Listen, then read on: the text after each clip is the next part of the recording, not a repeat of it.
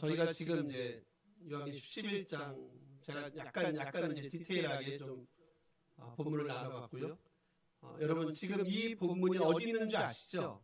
그러니까 이 본문이 위치하고 있는 곳을 꼭 염두에 두셔야 됩니다. 나중에 성경 읽으실 때 지금 우리가 뭘 보고 있죠? 막간을 보고 있습니다. 그렇습니다. 막간이 10장 1절에서 11장 13절, 14절까지 보통은 13절로 나누는데 14절은 이제 일종의 하나의 그 해설 같은 부분인데 뭐 그건 크게 상관없고 지금 일단 저희가 막간을 지나고 있습니다. 저희가 지난번 본 건 두 증인 봤고요. 그들의 사역을 봤어요. 두 증인의 사역. 두 증인은 제가 뭐라 그랬냐면 두 증인은 교회라고 얘기했습니다. 하나님의 백성의 공동체인 교회입니다. 거기에 이제 두 감람나무, 두 촛대로 이제 상징화된 메시지라고 봤고요. 그리고 오늘 본문은 이제 그리고 나서 나타나는 일종의 결과물이에요. 결과물들을 이제 오늘 본문에 볼 텐데 이제 의외죠. 여러분 한번 5절, 6절 눈으로만 놔보실래요? 근데 두 증인의 사역이 있잖아요. 그들이 뭐합니까? 입에서 불이 나서 원수를 삼켜요. 그리고 헤어지고자 하면 죽음을 당하고요. 그리고 비가 오지 못하기도 하고요. 물이 피로 변하기도 합니다. 재앙으로 땅을 친다고 얘기하니까 두 권능, 교회의 권능이 이렇게 어마무시할 것을 얘기해요. 그리고 나서 이제 우리가 기대하는 기대치가 있어요. 이렇게 두 증인의 소위 말하는 권능이 되게 크구나 라고 얘기해요. 반드시 저 악당들과 싸워 승리할 것이다 라는 기대감을 갖게 하는데 이제 저희가 오늘 읽은 본문은 조금 다른 결과가 나타나요. 그게 뭐냐면 7절에 7절 8절 쭉 나오는 게 있죠. 보세요. 7절 무정의로부터 짐승이 올라옵니다. 그리고 그들을 이기고 죽인다고 해요. 그러니까 이런 권능과 능력을 소유했어요. 누가요? 두 증인이요. 교회가요.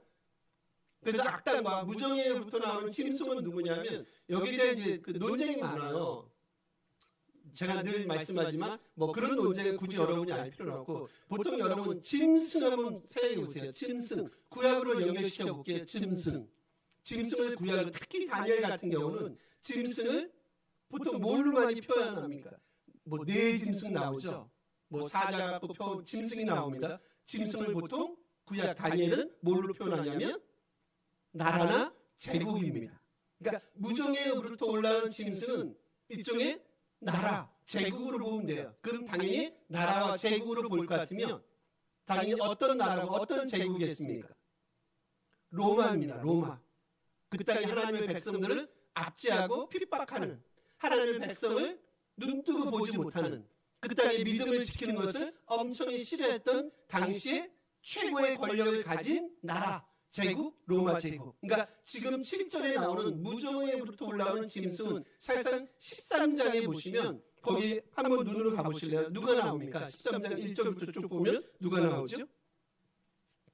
짐승이 나오죠. 그 짐승과 다르지 않다는 거예요. 13장에 나오는 짐승 역시 누구를 가리키냐면 그 당시 로마 제국을 말합니다. 그때까지 가서 다시 이제 설명을 드리겠습니다. 다시 볼게요. 지금 5절과 6절에 두 증인이 갖고 있는 그 놀라운 권능을 저희가 봤습니다. 저희가 기대하는 기대치 뭐냐면 맞아. 이 두 증인 교회가 이렇게 어마무시한 권능을 갖고 있네. 그럼 당연히 이 땅의 사람들과 싸워서 승리할 거야 라고 저희가 그런 기대감을 갖고 있는데 막상 7절에 보니까 되게 역설적인 본문을 저희가 보게 돼요. 오히려 짐승이 올라와서 악당들이 올라와서 지금 누구를 죽인다고 얘기합니까? 두 증인이 하나님의 교회를 죽인다고 얘기하지 않습니까? 이게 어떻게 보면 하나님의 백성 내지는 교회의 역설적인 모습이라는 거예요. 결국 하나님의 사역을 하나님의 이런 예언적 사역을 이 땅에 선포하는 것 우리에게 늘 승리만 갖다 주는 것 아니라는 겁니다. 뭐가 있다고요? 거기에는 반드시 대가를 치러야 된다는 거예요. 어떤 대가까지요? 심지어는 어디까지요, 여러분? 심지어는 어디까지요? 심지어는 죽음에 이를 때까지. 죽음에 이르도록 그런 대가를 하나님의 교회들은 그런 대가를 반드시 치를 거야. 이게 어떻게 보면 되게 역설적이지 않습니까? 엄청난 힘과 능력을 소유했는데 그러면 우리의 기대는 뭐라고요? 당연히 이 땅과 싸워 승리할 것을 기대하지 않습니까? 근데 본문은 조금 다른 얘기. 오히려 누가 승리한다고요? 악당들이, 로마 제국이, 세상이 승리한다는 거예요. 하나님의 백성들이 어떻게 해요? 죽음을 경험할 거야. 어떻게 보면 이게 교회가 갖고 있는 두 가지 모습일 수 있어요. 사실 이거는 이 본문에 처음 나오는 게 아니죠. 이미 언급이 된 거죠. 어디서 언급이 됐습니까? 10장에서 언급이 됐고, 여러분 이렇게 성경 본문을 보실 때, 그래서 제가 이제 구절을 많이 보는 이유가 그것 때문에 그래요. 요거만 딱 떨어뜨려 놓으시면 목사님 그 해석이 너무 억지스러워라고 이제 여러분이 볼 수 있잖아요. 그렇지 않습니까?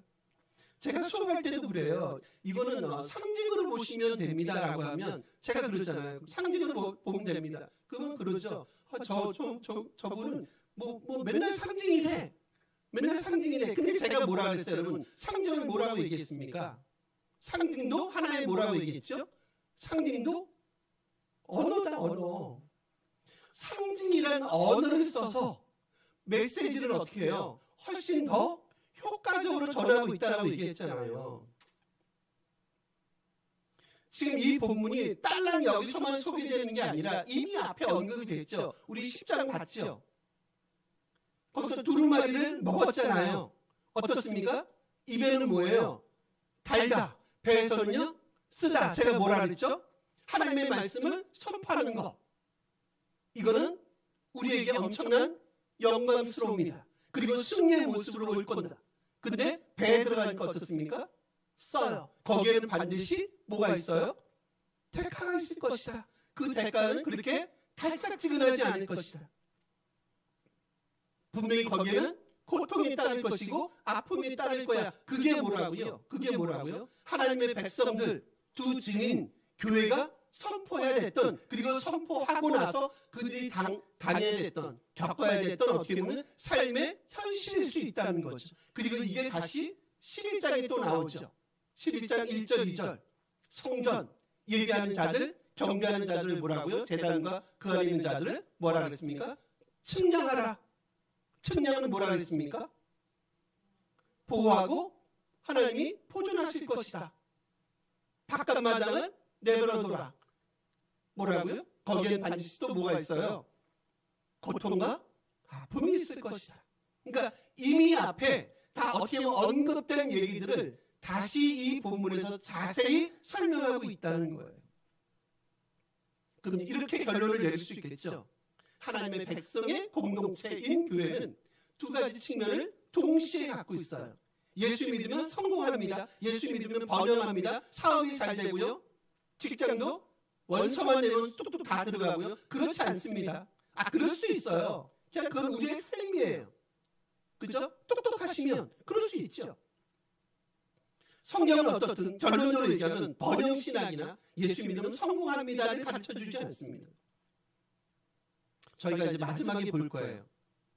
이 땅의 사람들이 그 두 주인 때문에 아주 괴로웠다고 얘기합니다. 여러분, 우리 거꾸로 한번 가볼까요?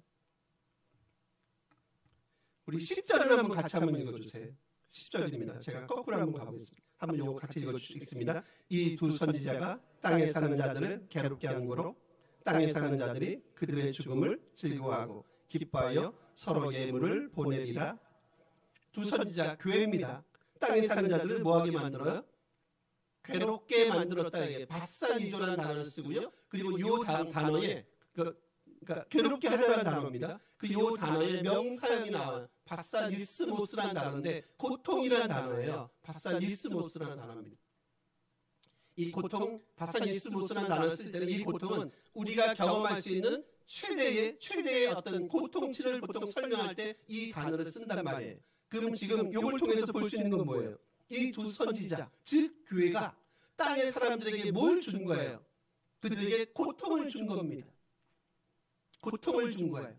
그러니까 그게 감정적인 고통이 됐든 경험적인 고통이 됐든 정서적인 고통이 됐든 뭔가 교회가 교회를 통해서 땅에 사는 사람들이 뭘 느낀다고요? 뭔가 고통스러움을 느끼는 거예요.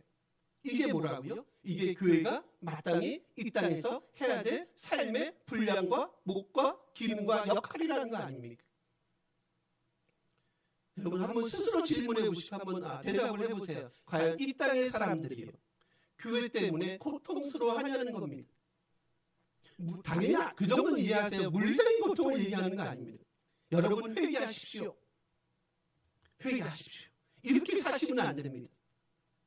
강남에 죄송합니다. 강남에 기독교인들이 꽤 많다고 얘기합니다. 뭐 강남의 문제만은 아니죠. 아시다시피 거기에 모든 게 다 모여 있습니다. 그죠? 무슨 얘기인지 아시죠? 죄송합니다. 활락. 뭐 요즘에 약도 많이 하는 걸로 알고 뭐 클럽. 그러니까 모든 부패와 부정함과 불의의 온상이 죄송합니다만 그 동네에 많이 몰려 있어요. 근데 교인들의 프로테이지는 그리고 엄청난 대형 교회들은 죄송하지만 그 동네에 많이 있어요. 그들이 전혀 교회 때문에 하나님의 말씀을 선포하는 것 때문에 괴로워하지 않습니다. 여러분 목회자 사이에서는 이런 말이 있어요. 교회에서 회개하라는 말 함부로 못한다. 집사님 회개하시오. 저도 못합니다. 특정하지 않죠. 사람을 특정하지 않죠. 회개하셔야 됩니다. 여러분 회개하지 않으시면 큰일 납니다. 라는 얘기를 잘 못한다라고 목사님들 사이에서는 얘기를 해요. 왜 그럽니까? 물어보면 그런 교인들이 요즘 싫어한대요. 싫어해서 그런 얘기를 교회에서 그리고 목회자 강단에서 함부로 할 수 없다는 거예요. 이 정도 되면 당연히 강단에 위기가 온 거고 강단에 위기가 온 게 아니라 여러분 그냥 교회 자체가 위기에 온 거예요. 그렇지 않습니까? 회개할 게 너무 많지 않습니까, 여러분? 왜 우리가 두렵고 불안합니까? 제가 오늘 주일학교 설교하면서 은혜를 받았어요. 집사님이 이제 제가 오늘 본문하고 좀 매칭 되는 말씀하시죠. 왜 우리 삶에 두려움과 불안이 오는가? 하나님의 복을 잃어버렸기 때문이다. 하나님의 복은 무엇인가? 제가 중간에 잠깐 놓쳤는데 하나님의 복은 뭔가? 말씀의 복이다. 그럼 왜 말씀의 복을 우리가 누리지 못하는가? 그건 거짓말하고 아첨하고 자기 자랑하는 것 때문에 그렇다. 애들한테 이 얘기를 했단 말이에요. 집사님이. 애들한테 주는 말씀이 아니라 우리에게 주는 말씀 같지 않으세요? 왜 우리가 두렵고 불안하십니까? 삶 때문에 왜 불안하세요? 하나님의 주시는 복을 잃어버렸기 때문이죠. 그 하나님의 복은 어디에 있습니까? 말씀 안에 있지 않습니까? 근데 우리의 삶은 어떻습니까? 늘 거짓말하고 늘 세상에 아첨하고 그리고 자기 자랑하는 맛에 살지 않습니까? 안 그런가요? 우리 교인들은 안 그럴 줄 믿습니다. 남의 교회만 그런가요? 제가 재밌는 얘기 들었어요. 이렇게 제가 늘 말씀하는 늘 이제 듣던 기독교 방송이 하나 있는데 그리스도인들의 크리스찬의 한 4분의 1이 사주와 타로를 본대요. 그 중에 누가 많이 보냐면 의외죠. 옛날에는 이런 것들을 누가 좋아했습니까? 주로 연세가 드신 어르신들이 좋아했잖아요. 근데 안 그렇답니다. 요즘은 오히려 프로테지가요. 젊은 사람들이 이 사주하고 타로를 많이 본답니다. 이런 거죠. 그러니까 두려움과 불안 때문에 그래요. 두려움과 불안 때문에. 그리고 이게요. 단순히 뭐 종교도 있지만 이게 지금 젊은이들 사이에서는 이게 예를 들면 전통이나 놀이 문화로 하나의 자리를 잡아간다는 거죠. 그냥 놀이 문화인 거예요. 아 이거 우리나라 전통 아니야? 문화 아니야? 라면서 크게 거부감 없이 자연스럽게 젊은이들이 지금 사주하고 타로를 접한다는 얘기를 들어봤어요. 여러분 이게 이제 조금씩 시간이 가보세요. 진짜 우리의 문화로 전통으로 자리 잡. 우리의 문화 죄송합니다. 우리의 문화나 전통을 제가 무시하는 게 아니라 우리의 문화는 우리의 전통은 사실상 어디에 근거한 겁니까? 기독교적인 사상과 거리가 크게 멉니다. 그래서 제가 한번 그분한테 물어봤어요. 타로의 기운에 대해서 물어봤습니다. 15세기 시작했대요. 한번 찾아보세요. 북이탈리아에서 시작했고 사실 이거 시작은 그냥 카드 게임은 놀이로 시작을 했대요. 놀이로. 그러니까 귀족들이 그냥 놀이 뭐 장난감 놀이하듯이 한 거예요. 우리나라 뭐 옛날에 화투하듯이 그렇게 한 것 같아요. 근데 이놈이 쭉쭉쭉 내려오면서 18세기를 내려오면서 제가 볼 때는 그런 것들이 여러분 나타날 때는 분명히 사회적인 무슨 환경이 있어요. 사회적인 정치적인 환경이 있습니다. 시대가 어려웠거나 아니면 무슨 뭔가 같은 뭐 큰 사건들이 터졌거나 역사적으로 견딜 수 없는 먼 일들이 있으면 꼭 꼭 그런 분들이 생깁니다. 요거를 어디하고 연결시키냐면 이제 드디어 점성술이나 그런 이상한 뭐 애국 종교 있죠. 이상한 사술이라는 거 있죠. 사교적인 그런 종교들하고 연결을 시킵니다. 이분이 얘기합니다. 심리적으로 그게 안정감을 준다는 거예요. 종교적으로는 그리고 과학적으로는 전혀 근거를 찾을 수 없다라고 얘기합니다. 근데 제가 진짜 소름이 쫙 튀는 게 난 게 뭔지 아세요? 제가 이제 그 전에 좀 제가 좀 질문할 게 있어서 좀 질문을 이제 교회 기독교에 대한 질문을 좀 해봤거든요. 해봤더니 이제 얘가 챗 GTP가 뭐라 얘기하냐면 당신이 이전에 종교적인 기독교적인 질문을 한 거 보니까 제가 요거를 기독교하고 한번 연결해서 답을 드리겠습니다라고 저한테 이렇게 질문을 제시하는 거예요. 제가 소름이 쫙 끼치더라고요. 얘가 기억을 하는 거예요. 내가 이전에 어떤 질문을 했는지를 기억합니다. 이런 시대를 저희가 살아가고 있습니다. 얘도 기억합니다. 여러분. 얘도 기억을 해요. 컴퓨터 얘도 기억을 합니다.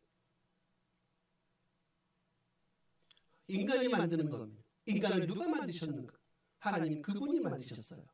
근데 우리는 그런 부분에 대한 인지 능력이 많이 떨어져요. 얘네들을 누가 만들었다고요? 우리가 만드는 거예요. 사람이 똘똘한 사람들이 만들었어요. 그 똘똘한 사람들을 누가 만들었는가? 우리는 당연히 창조론을 믿습니다. 그 똘똘한 사람들조차 하나님 그분이 만드셨어요. 근데 우리는 얘는 믿고 의지하는데 하나님 그분에 대한 신뢰나 그런 마음들이 점차 사라지는 것은 아닌가. 이상한 것에 마음을 뺏긴단 말이에요.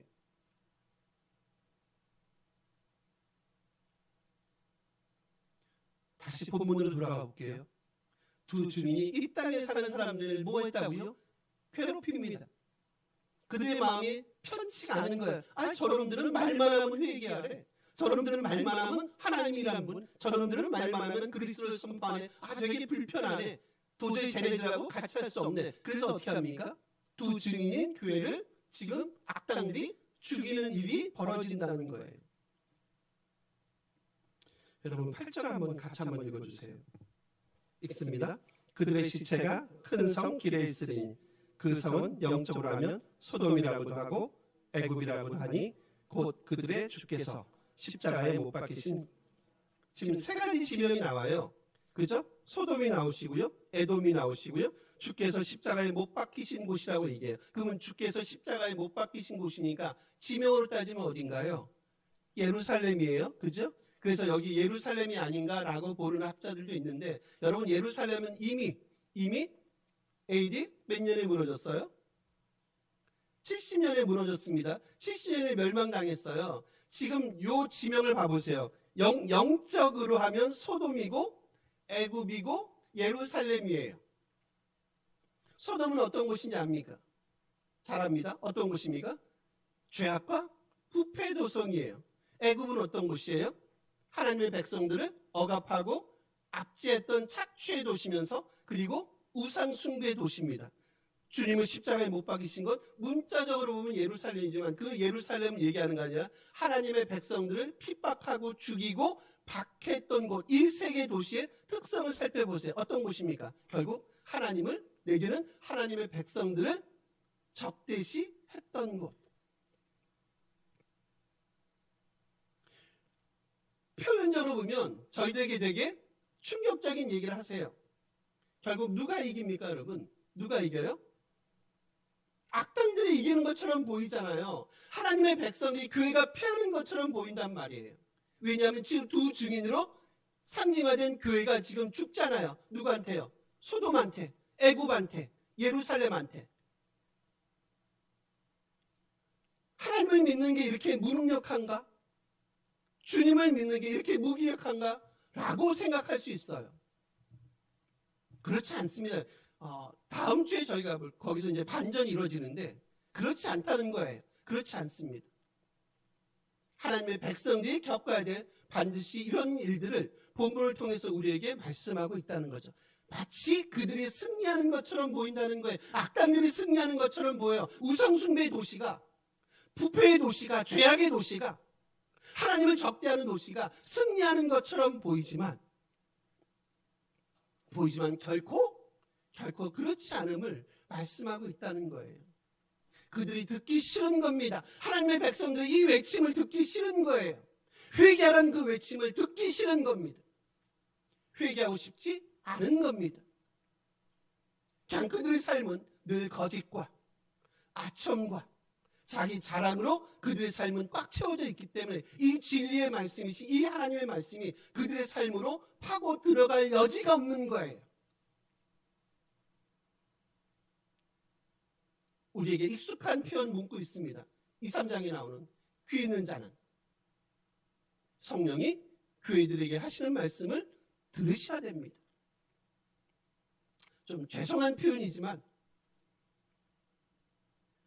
저는 세상에 주는 메시지이기도 하지만 제가 보는 심각성은 사실상 이 말씀은 진짜 지금 우리 교회가 훨씬 더 좀 진중하게 받아들여야 될 것 같아요. 하나님의 교회라고 불려지는 사람들이 하나님의 교회라고 일컬어지는 이곳에서 이 말씀이 훨씬 더 좀 진중하게 이제 교회에서 회개하시오 라는 말을 못하는 시대를 저희가 살아가고 있다면 여러분 너무 슬프지 않습니까? 제가 여기 왜 있습니까? 제가 있을 이유가 없죠. 저도 회개해야 됩니다. 그리고 여러분도 회개하셔야 되고 정말 잘하시고 계시면 끝까지 그 믿음의 경주를 뭐 하시면 됩니까? 완주하시면 됩니다.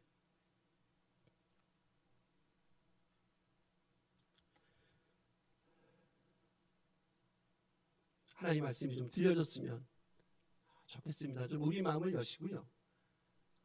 오늘도 힘들고 지칠 때마다 우리를 아들로 불러주시고 자녀로 불러주시는 그 하나님의 음성이 들려지면 좀 우리 안에 늘 두려움과 불안이 있죠. 어떻게 없겠습니까, 여러분? 예수를 믿는다고 우리가 늘 100% 해피합니까? 그렇진 않은 것 같아요. 저도 업다운이 늘 있어요, 여러분.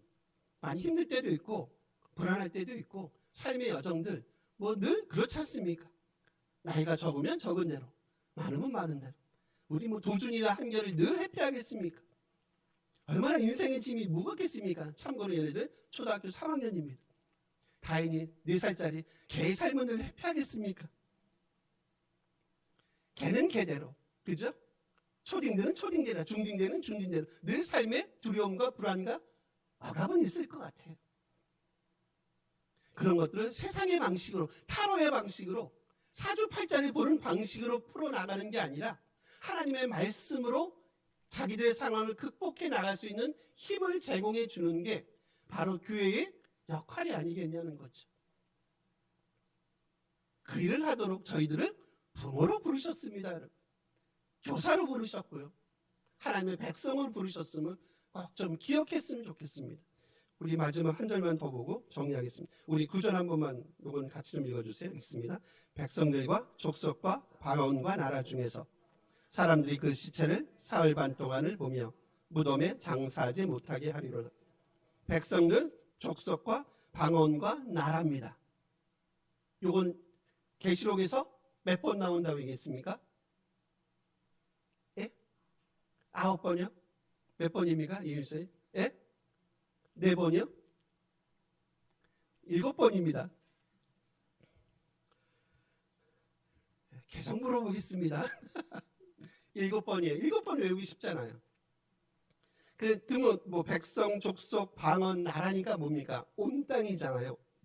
그죠? 그냥 기억하기 좋게 제가 늘 동서남북 생각하라고 그랬습니다. 동서남북 4개입니다. 4개. 온 땅이 지금 누구를 싫어합니까? 하나님의 교회를 싫어해요. 무슨 얘기입니까? 하나님의 말씀을 듣기 싫은 거예요. 선지자의 외침을, 교회의 외침을 듣기 싫어하는 겁니다. 그래서 어떻게 하면 시체를 사흘 반 동안 장사하지 못하게 합니다. 여러분 보세요. 시체가 큰 길가에 그냥 사흘 반 동안 널브러져 있다고 하면 상상을 해보세요. 고대인들에게서 시체가 매장되지 못한다. 가장 큰 게 뭡니까? 시체가 매장되지 못한다는 건 뭘 갖고 옵니까? 엄청난 수치스러움입니다. 너희가 겪을 수 있는 최고의 수치를 이놈들을 한번 너희가 겪어봐 라고 하면서 절대로 시체를 매장하지 못하게 합니다. 여러분 영화나 드라마 같은 데 봐보세요. 전쟁 같은 데 뭐 요즘에 이제 베네수엘라 지진 때문에 너무 이제 힘든 시간들을 보내고 있어요. 그분들 이제 매장 꼭 다 하시잖아요. 사람이 지금 4천 명 이상이 돌아가셨다고 얘기해요. 좀 베네수엘라에서도 좀 기도도 부탁드려야 될 것 같고, 일단 사람이 죽으시면, 돌아가시면 최대한의 그 고인에 대한 우리가 예의를 갖춰드리는 게 뭔가요? 꼭 길바닥에 막 이렇게 하지 않잖아요. 그죠? 꼭 매장을 시켜드리면 어떻게 보면 고인에 대한 최고로 드릴 수 있는 최고의 명예스러움인데, 지금 본문 보세요. 두 증인 교회가 어떻게 합니까?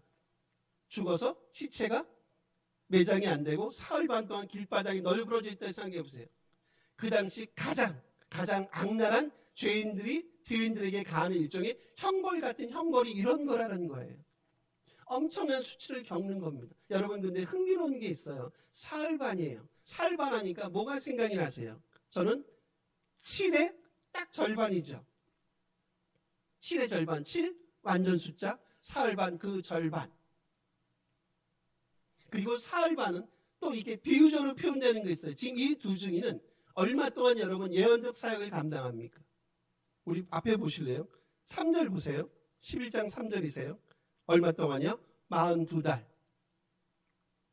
그리고 1260일. 2절에 보면 42달이고요. 3절에 보면 1260일. 그리고 이게 또 다르게 보면 3년 반입니다. 요것의 절반이에요. 절반. 이해하시겠죠? 하여튼 사흘 3과 반, 사흘 반 동안 시체가 매장되지 못해요. 7, 완전수 7의 뭡니까? 절반이에요. 이걸 통해서 하고 싶은 얘기가 있는 거예요. 수치를 당합니다. 요 사흘 반의 요 기간은 숫자 7의 거의 절반, 완전하게 미치지 못하는 절반, 즉 뭡니까? 짧음을 얘기하는 거예요. 짧다. 그러니까 그들이 당하는 수치는 뭐라고요? 짧다. 결국 하나의 메시지는 뭔지 아세요?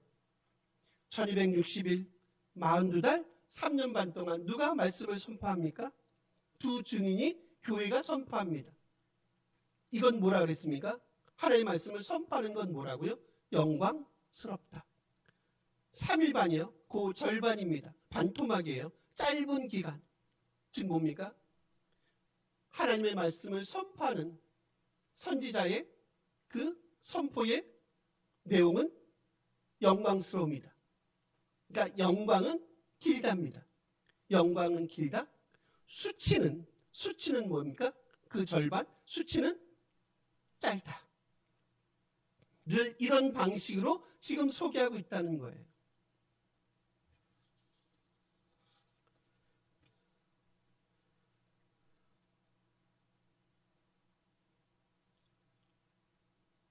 여러분, 요거를 문장을 한번 좀 바꿔보세요. 문장을 바꿔보세요. 제가 지금 하나님의 백성들이 선포하는, 두 증인이 선포하는 그 선포의 사역, 그 영광의 그 사역의 기간은 뭐라고요? 영광은 길다라고 얘기했어요. 대신 수치는 짧다라고 얘기했습니다. 한번 요 표현 방법을 좀 바꿔볼게요. 수치는 길고 영광은 짧을 수 있잖아요. 그렇죠? 한번 이제 질문하면서 마지막 한번 여러분에게 이제 본문을 마무리하고 싶어요. 과연 우리의 영광은 기냐는 거예요. 그 긴 영광을 바라보시면서 두 증인으로 지금 이미지화된 오늘 본문 교회입니다. 과연 우리는 이 영광스러움을 바라보면서 지금 우리에게 허락된 이 예언적 사역을 지금 이 땅에서 온전히 잘 감당하고 있는 거예요. 저희가 복음을 전하는 것 때문에 분명히 겪는 어려움이 있을 거예요. 저는 지금 이 시대도 1세기 살았던 그 당시 사람들 못지않게 신앙생활하기 매우 힘든 시간으로 봐요. 잘 먹고 잘 살고 종교의 자유도 있고 전혀 문제가 없는데 사상 깊이 들어가 보면 장난이 아닐 것 같아요. 쉽지 않습니다. 이 땅에서 하나님의 사람으로 살아가는 게 제가 볼 땐 그래요. 쉽지 않아요. 1세기 못지않게 쉽지 않습니다. 여러분, 기독교는 물리적인 박해가 오면 훨씬 더 사람들은 어떻습니까? 훨씬 더 그 가운데서 믿음을 훨씬 더 지키려고 하죠. 기독교의 번성은 언제 옵니까? 박해가 엄청나게 가해질 때 기독교는 오히려 그 가운데서 훨씬 더 빛을 발했습니다. 지금은 그런 일이 없다고 얘기했어요. 그런 일이 있을 수가 없어요. 구조상. 근데 여러분 우리의 삶은 어떻습니까? 1세기보다 훨씬 100배, 1000배 훨씬 나은 믿음의 삶을 우리가 살고 있냐는 거예요. 진짜 우리의 긴 영광을 바라보면서 이 땅에서 두 증인 교회 역할을 온전히 감당하고 있느냐는 거예요. 그 짧은 수치를, 그 짧은 수고를 견뎌가면서 그 긴 영광을 우리가 바라보며 이 땅에서 우리에게 허락된 이 사역의 일들을 온전히 감당하고 있는가에 대한 질문을 한번 드리면서 오늘 본문을 마무리하고 싶습니다. 우리가 겪을, 우리가 취할, 우리가 받을 그 보상의 영광 깁니다. 대신 이 땅에서 겪을 그 짧은 수치요, 3일반의 수치요, 3일반의 수치, 그 수치를 조금만 견뎌냅시다. 우리가 겪을 그 영광의 그 보상을 기대하면서